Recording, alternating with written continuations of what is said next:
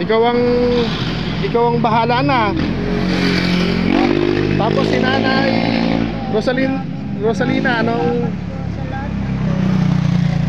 Laking ginawa po. Binigay niyo sa amin.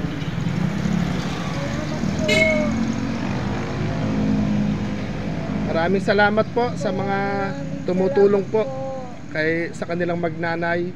At doon po sa nakakotseng puti daw po, tuwing dadaan dito, inaabotan sila ng pagkain o pangkain. Siyempre, maraming salamat po doon sa ating mga ninong. Ayun na po, yung ating kariton, may pwedeng mahiga sa tatay doon. Kasi ayun po yung magandang payong. Laki po. Ingatan na lang po siguro ito. At hindi naman pader tong ating payong, hindi micromatic ang tatak. Basta pagka po malakas yung hangin at babagyo, ibababa nyo lang siya ng konti.